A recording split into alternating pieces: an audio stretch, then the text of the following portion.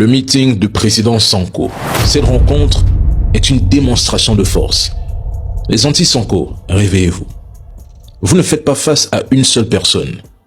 Vous n'affrontez pas Ousmane Sanko, mais vous faites face à une idéologie. Personne ne pourra faire plier le PASTEF. Sanko rappelle qu'il est un homme extrêmement renseigné, au courant de tout ce qui se trame. Il met en garde chacun à son niveau de responsabilité contre toute tentative de créer un chaos institutionnel ou de reprendre des événements similaires à ceux de 2021-2023.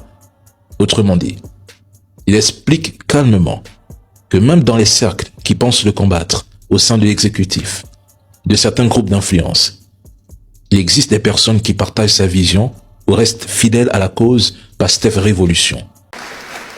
Chères militantes et militants, sympathisants, sympathisantes, chers compatriotes, peuple sénégalais, nous voilà face à face, mais face à notre histoire, face à notre peuple, face à cette responsabilité immense que les Sénégalais et les Sénégalaises nous sont confiés.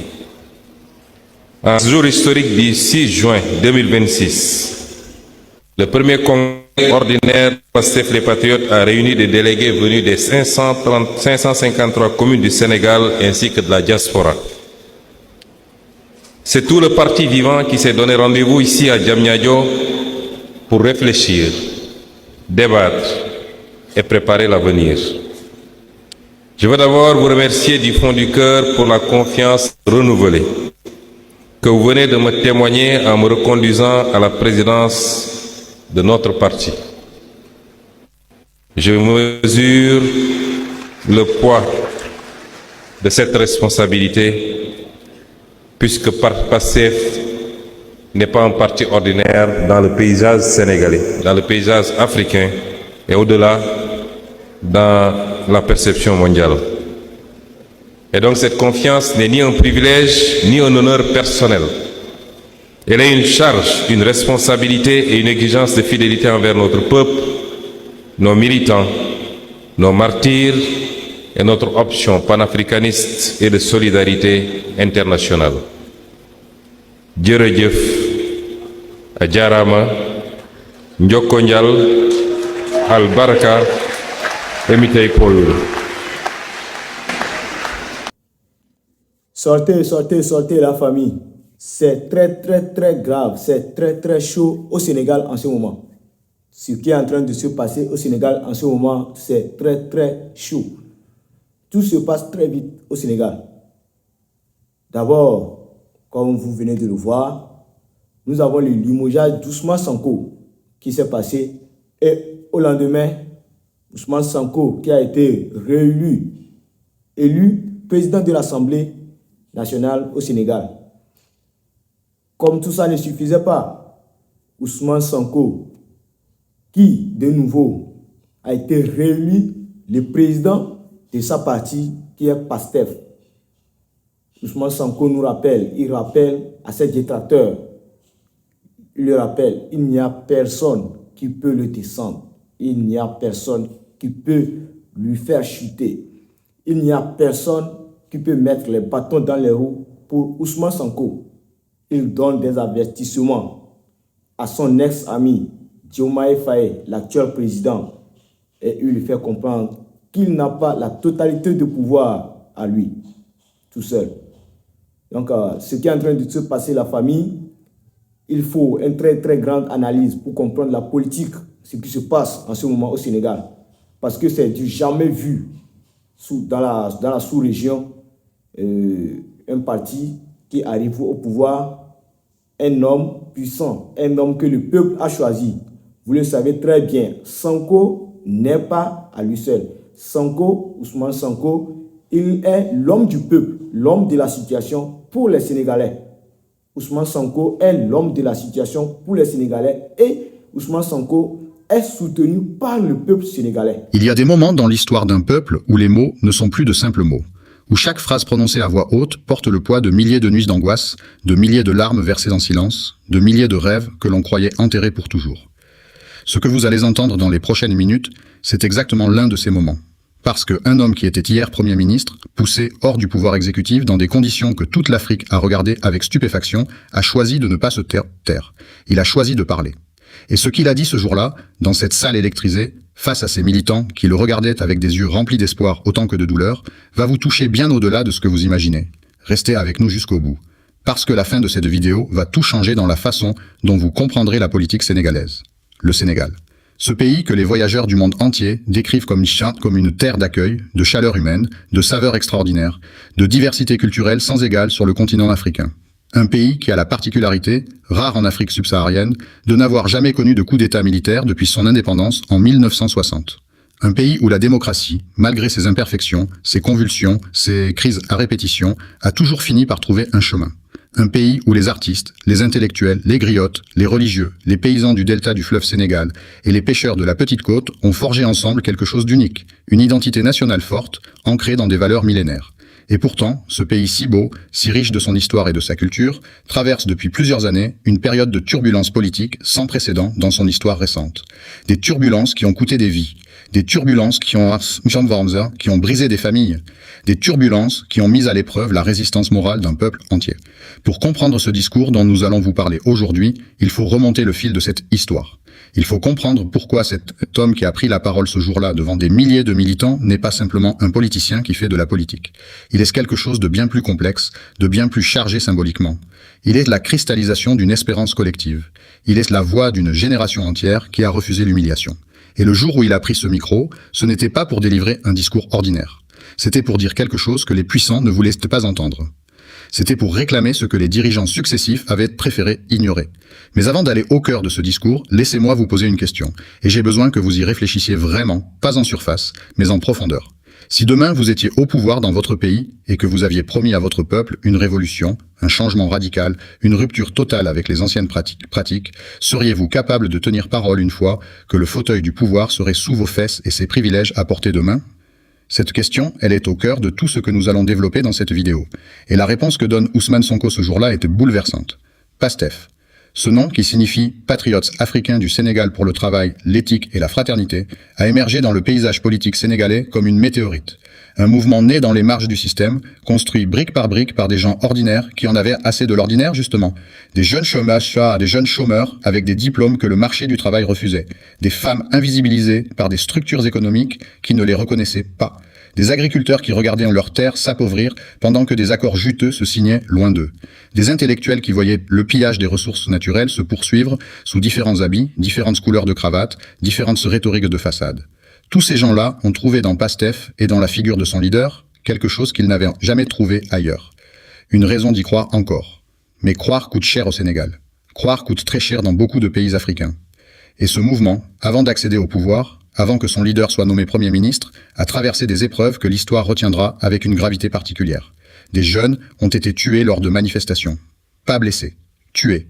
Des familles ont reçu des corps à ramener chez elles. Des mères ont dû apprendre à vivre avec le vide laissé par un fils ou une fille qui ne rentrerait jamais. Des pères ont vieilli d'un coup, en une nuit, à la lecture d'un message qui leur apprenait l'impensable. Et ces morts n'étaient pas des combattants armés, pas des fauteurs de troubles professionnels comme certains ont voulu le faire croire. C'étaient des jeunes citoyens qui réclamaient leur droit à un avenir digne dans leur propre pays. Voilà le contexte humain, viscéral, sanglant même, dans lequel s'inscrit ce discours dont nous allons maintenant décortiquer chaque dimension. Arrêtons-nous une seconde. Parce qu'il y a une chose que vous ne savez peut-être pas encore et qui va changer la façon dont vous lisez tout ce qui suit. Ousmane Sonko a été Premier ministre. Il a exercé ce pouvoir exécutif avec une mission clairement définie, une feuille de route que son mouvement avait présentée au peuple sénégalais comme un pacte sacré, et puis il a été démis, renvoyé, limogé. Les circonstances de ce départ, les raisons profondes, les tensions au sein du gouvernement, les divergences entre l'agenda du chef de l'État et celui du Premier ministre, tout cela est d'une complexité politique extraordinaire que nous allons explorer. Mais ce qui est frappant, ce qui est proprement remarquable, c'est ce qu'il fait après. Pas la retraite, pas le silence, pas l'amertume dans un coin. Il va vers son peuple, il prend la parole. Et il dit des choses que même ses partisans les plus fervents n'attendaient pas forcément à ce niveau de profondeur. Parce que, dans ce discours, Ousmane Sonko ne se présente pas comme une victime. Il ne cherche pas à apitoyer. Il ne joue pas la carte de l'injustice subie pour récolter une sympathie facile. Ce qu'il fait est beaucoup plus difficile, beaucoup plus courageux, beaucoup plus rare en politique. Il parle de responsabilité, il parle d'obligation morale, il parle de mémoire. Et surtout, il pose une question que les révolutions ont souvent préféré éviter. Qu'est-ce qu'on fait de la mémoire de ceux qui ont payé le prix ultime? Qu'est-ce qu'on fait du sang qui a coulé? Est-ce qu'on peut simplement passer à autre chose, gérer les affaires courantes, distribuer des postes, signer des décrets et faire comme si ces morts n'avaient jamais existé? La réponse qu'il donne, nette, sans détour, sans enrobage rhétorique confortable, est que non, absolument pas. Et il dit pourquoi avec une formule qui va rester dans les annales politiques sénégalaises. Il dit que chaque goutte de sang versée par un peuple crée une responsabilité historique. Relisez cette phrase. Laissez-la résonner. Chaque goutte de sang versée crée une responsabilité historique. Ce n'est pas de la poésie électorale. Ce n'est pas une belle métaphore pour faire applaudir la salle. C'est une exigence morale adressée à lui-même autant qu'à son mouvement, autant qu'à tous ceux qui ont un jour bénéficié de la sueur et du sang de ces jeunes tombés. Et c'est là que le discours devient vraiment inconfortable. Parce que cette exigence, si on la prend au sérieux, si on en accepte toutes les conséquences, elle interdit certaines choses. Elle interdit la trahison des idéaux. Elle interdit la transformation de la révolution en simple alternance de façade. Elle interdit de devenir ce qu'on a combattu. Mais parlons maintenant de quelque chose que les observateurs politiques de Dakar à Abidjan, de Ouagadougou à Paris, ont trouvé particulièrement frappant dans ce discours. Sonko parle de martyrs, il nomme les morts, il les honore. Ce geste en politique est redoutablement puissant, parce que nommer les morts, c'est refuser qu'ils disparaissent dans l'oubli commode de la gestion quotidienne du pouvoir. C'est dire, ces visages ont existé, ces noms ont une histoire, ces familles portent encore un deuil ouvert. Et si on ose gouverner au nom du peuple, alors on gouverne aussi au nom de ces morts. On leur doit des comptes. On ne peut pas encaisser les dividendes symboliques de leur sacrifice tout en refusant les obligations que ce sacrifice impose. Il parle aussi de ceux qui ont été emprisonnés, de ceux qui ont été blessés, de ceux qui ont été humiliés publiquement pour leur engagement. Et ici, il y a un sous-texte important que les analystes ont relevé. Il ne parle pas qu'en termes abstraits, il évoque des gens réels, des gens qui ont partagé les tranchées de ce combat politique avec lui, qui ont subi des procès, qui ont perdu des emplois, qui ont vu leur famille se déchirer à cause de leur position. Et certains de ces gens, dit-il, sont encore là, encore dans le mouvement, et ils ne réclament ni privilège ni traitement de faveur. Ce qu'ils réclament, c'est simplement que les engagements pris soient respectés, que la doctrine du parti soit honorée, que la ligne politique pour laquelle ils se sont sacrifiés soit maintenue. Ce passage est d'une densité politique exceptionnelle, parce que, en creux, il adresse une critique à certains qui ont profité de la victoire pour oublier cette ligne. Certains qui, une fois les clés du bureau ministériel dans la poche, ont commencé à ramer dans une direction différente de celle que le mouvement avait tracée. Sonko ne les cite pas nommément dans les extraits qui nous ont été communiqués, mais il n'en a pas besoin. Ceux qui ont suivi la politique sénégalaise de près, ceux qui connaissent les tensions internes au gouvernement Faye, ceux qui ont regardé les positions progressivement diverger entre la présidence et Pastef, savent exactement de qui et de quoi il parle. Et cette allusion voilée est en réalité plus percutante qu'une accusation directe, parce qu'elle oblige chaque acteur concerné à se regarder dans le miroir. Pensons maintenant à ce que représente cette prise de position dans le contexte plus large de l'Afrique de l'Ouest, parce que ce discours ne parle pas seulement du Sénégal. Il parle d'un phénomène que des millions de personnes à travers le continent reconnaissent douloureusement, la trahison des révolutions par ceux qui en ont été les porte-drapeaux. L'histoire africaine est jalonnée de ces moments où des mouvements populaires, portés par des espérances immenses, ont débouché sur des déceptions encore plus profondes. Des présidents qui avaient promis de briser les structures néocoloniales et qui ont fini par les reproduire avec un accent différent. Des partis qui avaient juré de mettre fin à la corruption et qui ont perfectionné l'art de la corruption. Des leaders qui avaient fait du peuple leur horizon et qui ont fini par ne voir plus que leur propre reflet dans le miroir du pouvoir. Sonko, dans ce discours, nomme cette trahison possible. Il la nomme comme une menace concrète, pas comme une hypothèse lointaine. Et il dit, avec une franchise qui surprend même ses détracteurs, « Nous n'avons pas le droit de devenir une élite de remplacement. » Quelle phrase. Réfléchissez à ce que ça veut dire de la bouche d'un homme qui vient de sortir du pouvoir exécutif. Une élite de remplacement, c'est quoi exactement ? C'est une classe dirigeante qui change de visage, de discours, de symbole, mais qui reproduit les mêmes mécanismes de domination, les mêmes logiques d'accaparement, les mêmes structures qui perpétuent l'inégalité. C'est la bourgeoisie nationale qui prend la place de la puissance coloniale sans transformer les fondations économiques qui produisent de la misère. C'est l'alternance sans la transformation. Et il va encore plus loin. Il dit que certains pourraient penser qu'en étant hors de la primature, les jeux sont ouverts, qu'il n'est plus en position d'influer, de surveiller, de contrôler, que la garde est levée. Et il leur dit, avec une assurance qui frise parfois à la provocation, mais qui témoigne d'une conviction profonde, qu'ils se détrompent. Parce que l'Assemblée nationale, où siège le groupe parlementaire de Pastef, offre une position de contrôle du pouvoir exécutif qui peut, selon lui, être même plus efficace que celle de Premier ministre dans certains contextes. Cette affirmation est audacieuse. Elle est contestable politiquement. Mais elle dit quelque chose d'important sur l'état d'esprit de cet homme et du mouvement qu'il dirige. Ils ne considèrent pas que le départ de la primature est une défaite. Ils le lisent comme un repositionnement stratégique. Et ils entendent prouver, dans les mois et les années qui viennent, que ce repositionnement peut servir les intérêts du peuple. Mais voilà où le discours devient vraiment puissant sur le plan émotionnel et symbolique. Sonko parle des valeurs sénégalaises. Il parle de concepts qui ne se traduisent pas toujours facilement dans d'autres langues parce qu'ils portent des significations culturelles profondes, des siècles de transmission orale, des générations de sagesse populaire.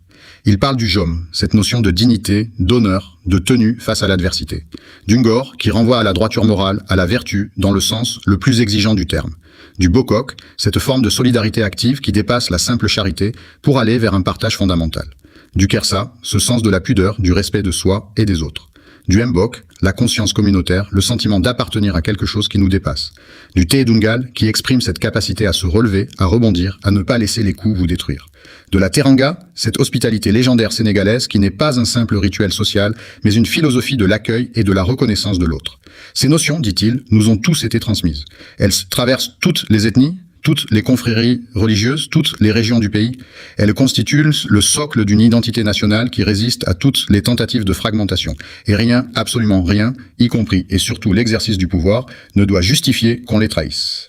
Cette phrase a provoqué dans la salle une réaction que les images ont captée. Des gens qui fermaient les yeux, qui hochaient la tête lentement, qui se prenaient la main. Parce que c'est la langue profonde du Sénégal qui parlait. Pas la langue de la diplomatie, ni celle des technocrates, la langue de la rue, du marché, de la cour familiale, la langue de tout le monde.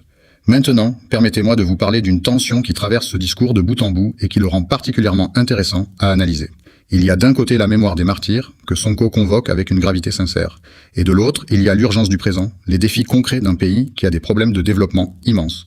Un chômage des jeunes catastrophique, des inégalités criantes entre le monde urbain et rural, une fuite des cerveaux qui saignent le pays de ses meilleures ressources humaines. Comment réconcilier ces deux temporalités ? Comment honorer les morts sans se laisser paralyser par le passé ? Comment transformer une révolution symbolique en transformation réelle des structures économiques et sociales ? C'est là que le discours de Sonko articule quelque chose de fondamental pour l'avenir du pays. Il ne dit pas qu'il faut vivre dans le culte des martyrs au détriment de l'action présente. Il dit que la mémoire doit être un moteur, pas un refuge. Un moteur qui empêche les compromis inacceptables. Un moteur qui oblige à aller jusqu'au bout des transformations promises. Un moteur qui rend les renoncements moralement impossibles. C'est une philosophie politique de l'obligation, pas de la nostalgie. Et cette distinction est cruciale pour comprendre ce que PASTEF veut être dans les années à venir. Pas un parti de la commémoration, mais un parti de la transformation continue. Et concrètement, qu'est-ce que cela signifie pour le Sénégal ordinaire ? Pour le jeune de la banlieue dakaroise qui regarde cette vidéo sur son téléphone entre 2 concerts de Diolé et 3 applications de CV rejetées, pour la femme du marché de Touba qui envoie ses enfants à l'école en espérant que leurs diplômes vaudront plus que le sien ? Pour le pêcheur de Saint-Louis, qui voit les bateaux étrangers ratisser les fonds de marins qui nourrissaient sa famille depuis des générations, Sonko leur répond dans ce discours avec une précision qui surprend. Il parle d'un Sénégal où les richesses du sous-sol et des mers serviront à financer des écoles, des universités, des hôpitaux, des infrastructures et de la recherche. Il parle d'un Sénégal où le paysan vivra dignement de sa terre. Il parle d'un Sénégal où la ressource halieutique sera préservée pour ceux qui en dépendent. Il parle d'un Sénégal où le diplôme n'humiliera plus son porteur, où l'école formera des citoyens fiers et capables. Ces promesses, certains diront qu'elles ne sont pas nouvelles. Que chaque alternance politique au Sénégal et ailleurs en Afrique a formulé des engagements similaires. Et c'est vrai. Mais ce qui distingue ce discours des discours électoraux ordinaires, c'est le contexte dans lequel il est prononcé. Ce n'est pas un discours de campagne. Ce n'est pas un appel au vote. C'est un discours prononcé après la chute, après le retrait forcé du pouvoir exécutif, par un homme qui n'a plus rien à gagner immédiatement sur le plan politique à faire de belles promesses. Ce qui lui reste, c'est sa parole. Et cette parole, il la remet en jeu. Il l'engage à nouveau. Il dit « Voilà ce pourquoi nous nous battons encore. Voilà pourquoi les sacrifices de ces jeunes n'ont pas été vains. Voilà la raison pour laquelle nous n'abandonnerons pas.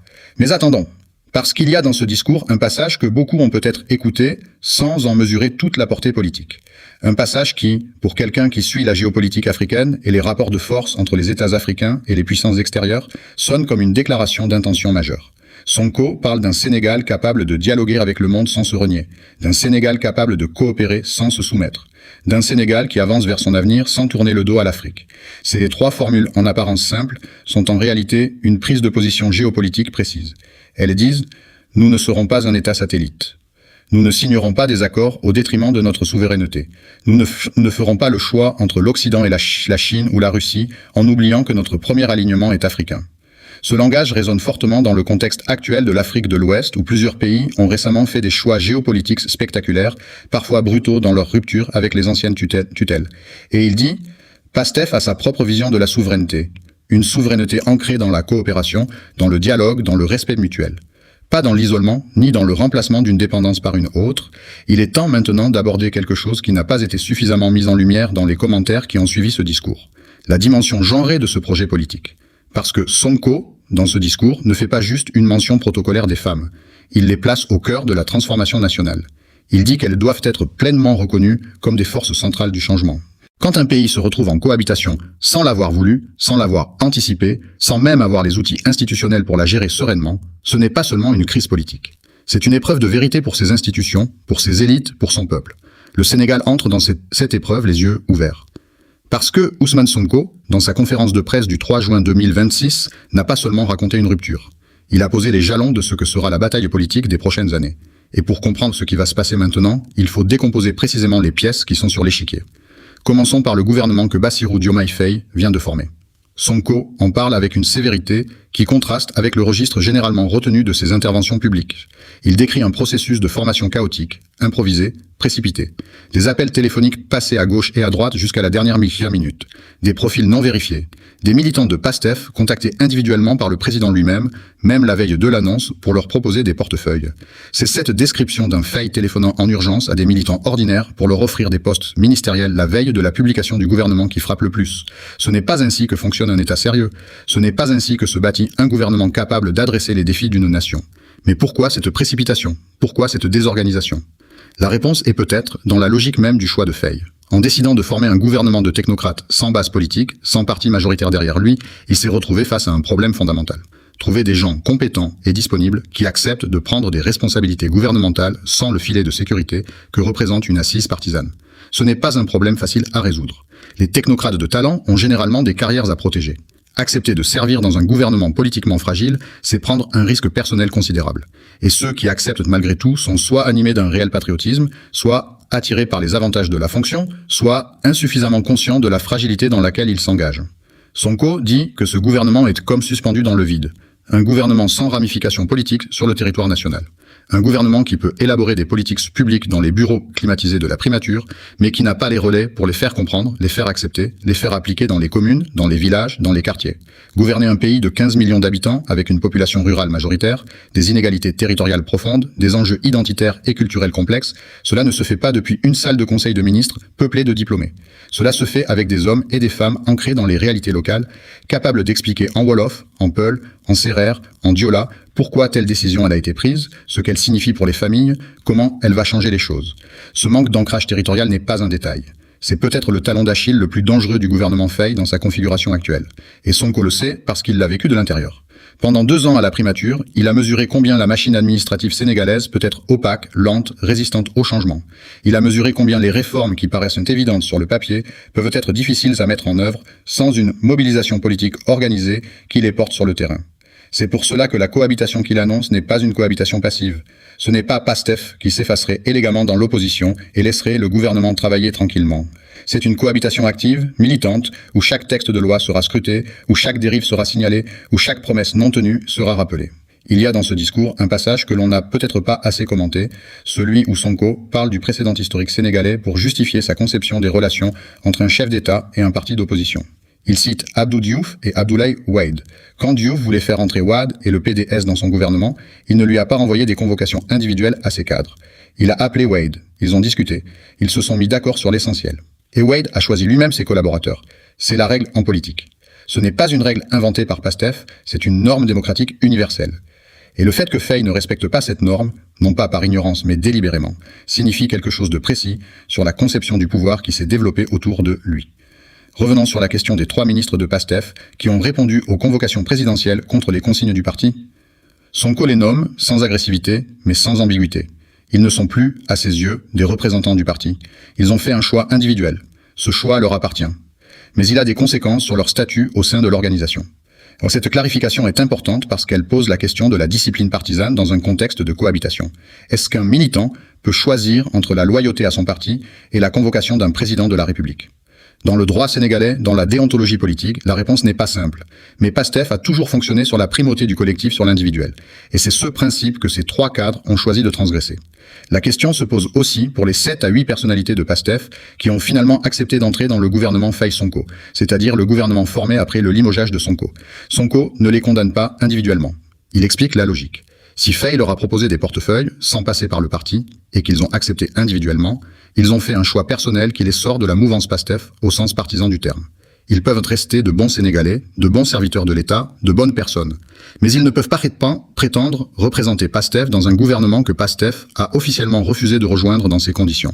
Cette distinction est fondamentale pour comprendre la suite, parce que Faye va nécessairement essayer de présenter son gouvernement comme ayant une forme de légitimité PASTEF grâce à ces quelques personnalités issues du parti. C'est une manœuvre de communication prévisible, et c'est précisément contre cette manœuvre que la déclaration de Sonko été conçue. En posant clairement la ligne de démarcation, en nommant qui a et qui n'est pas un représentant autorisé du parti, il rend cette manœuvre moins efficace. Il immunise le discours public contre la confusion que Faye et ses communicants voudront entretenir. Mais la question politique la plus immédiatement urgente est celle du budget. Le Sénégal doit présenter et voter sa loi de finances.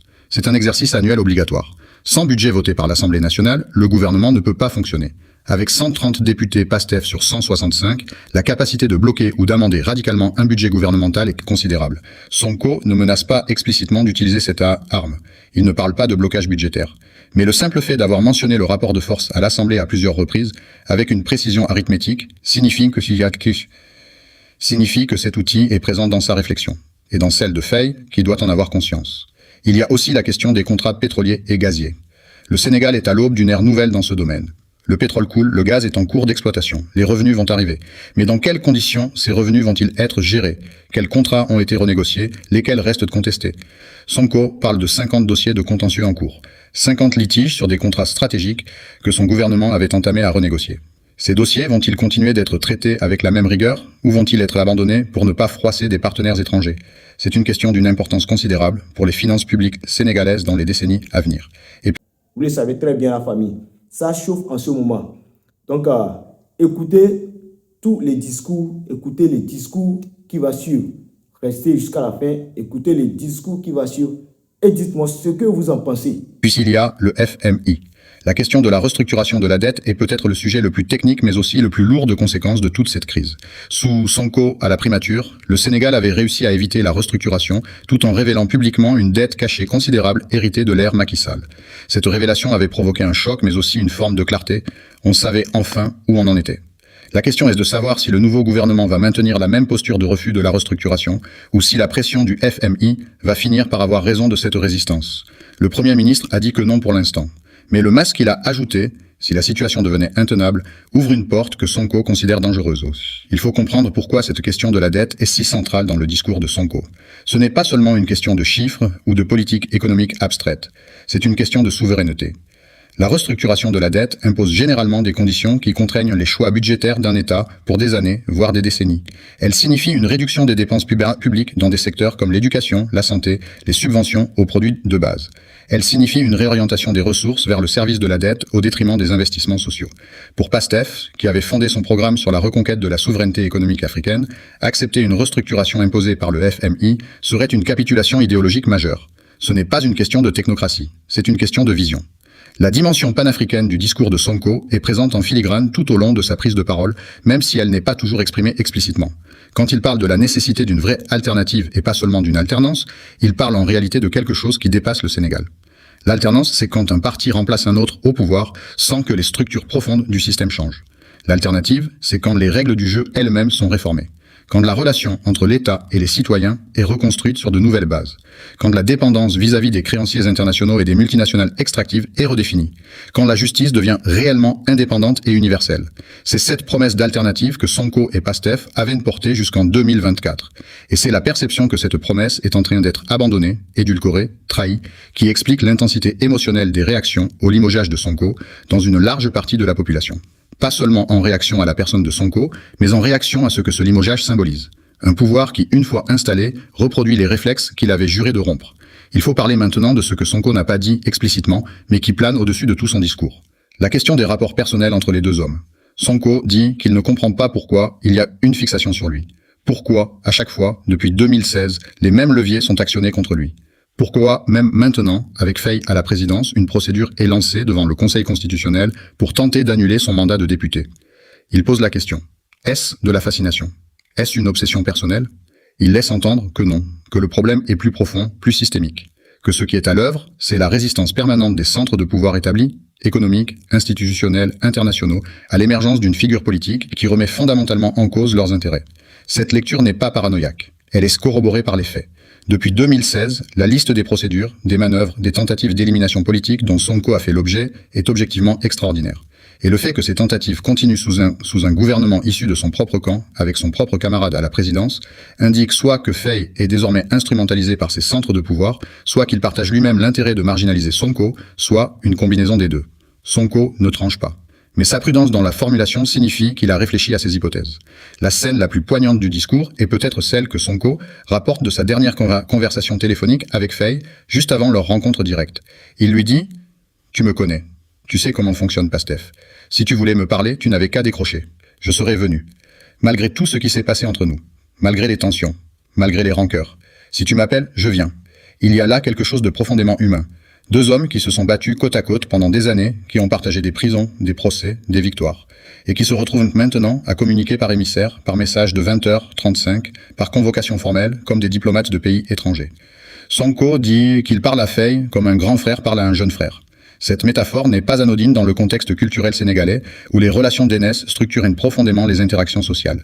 Il ne dit pas qu'il est son ennemi, il dit qu'il est inquiet pour lui, qu'il voit des gens autour de lui qui lui donnent de mauvais conseils, qui l'encourage à adopter une posture de confrontation alors que la confrontation ne servira ni le pays ni lui-même.